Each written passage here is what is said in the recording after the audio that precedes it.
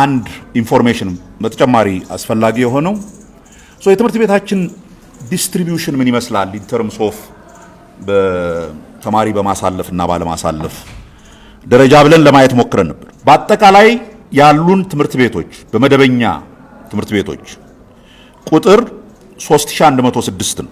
ባለፈው ዓመት 2959 ነበር ያስፈተኑ የአገር ትምህርት ቤቶች። ከነኚህ ካስፈተኑት ውስጥ ባለፈው ዓመት 1798 ተማሪ ትምህርት ቤቶች ቢያንስ አንድ ተማሪ አሳልፈዋል። ግን 1161 የሚሆኑ ትምህርት ቤቶች ምንም ተማሪ አላሳለፉም ነበር ባለፈው ዓመት ታስታውሱ እንደሆነ። ዘንድሮ ምንም ተማሪ አላሳለፈው በአጠቃላይ ያስፈተነው ቁጥር ቅድም እንዳልኩት 3106 ትምህርት ቤቶች ናቸው። ከዚህ ውስጥ 1328 የሚሆኑ ትምህርት ቤቶች አንድም ተማሪ አላሳለፉ። 1328 ትምህርት ቤቶች ያ ማለት 42.8 በመቶ የሚሆኑት ትምህርት ቤቶቻችን አንድም ተማሪ ሁለተኛ ደረጃ መልቀቂያ ፈተናን አላሳለፉ።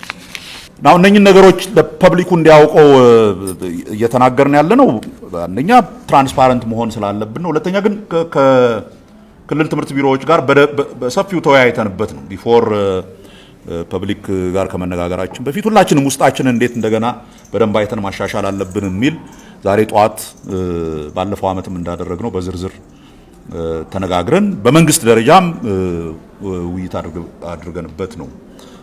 አንድ ተጨማሪ መረጃ ልስጣችሁ። ጥሩ ፐርፎርም ያደረጉት ትምህርት ቤቶች 5 ትምህርት ቤቶች ያስፈተኑትን ተማሪ በሙሉ አሳልፈዋል። ተጨማሪ 5 ትምህርት ቤቶች ከ94.5 በመቶ በላይ ያስፈተኑትን ተማሪ አሳልፈዋል። እነኚህ ቶፕ 10 ትምህርት ቤቶች ልንላቸው እንችላለን። ከ10 እስከ 20 ከ85.7 እስከ 94.1% ኦፍ ተማሪዎቻቸውን ያሳለፉ ትምህርት ቤቶች ናቸው። በአብዛኛው እነኚህ ትምህርት ቤቶች with some exceptions አዳሪ ትምህርት ቤቶች፣ ልዩ አዳሪ ተብለው በየክልሉ የተቋቋሙ ትምህርት ቤቶች፣ ያለ ትርፍ የሚሰሩ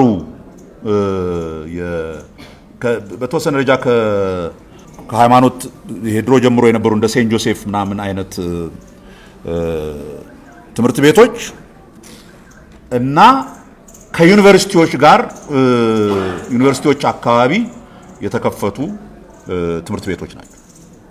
it tells us ይሄን የምነግራችሁ it is because it is important ምን አይነት ትምህርት ቤቶች ናቸው ጥሩ እንትን እያደረጉ ያሉትን የሚለውን ለማወቅ ከቻል ዜን ወደፊት ከሪፎርሙ መካከል አንዱ እንዲህ አይነት ትምህርት ቤቶችን ማብዛት ነው። ለዚህ ነው አንዱ የሪፎርማችን ስራ አድርገን በከፍተኛ ደረጃ ያዝነው እና በዚህ ዓመትም በፌደራል ደረጃ እንሰራለን ያልናቸው አዳሪ ትምህርት ቤቶች ፓርትሊ በዚህ ምክንያት የወደፊት የሀገር መሪዎችን ማፍጠር የምንችለው በሁሉም መስክ እንደዚህ አይነት የጠራ ትምህርት ማግኘት የሚችሉ ልጆችን ካፈራን ነው በሚል ነው።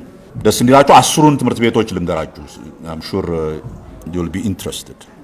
አዲስ አለማየሁ ቦርዲንግ ስኩል ጎጃም፣ ደሴ ስፔሻል ቦርዲንግ ስኩል፣ ባህር ዳር ስቴም ትምህርት ቤት ከእንትኑ ጋር የተያያዘው ነው ከዩኒቨርሲቲው፣ ሃይራንዚ ስፔሻል ስኩል አዳሪ ትምህርት ቤት ነው፣ ስልጤ ዞን ውስጥ ያለ ነው።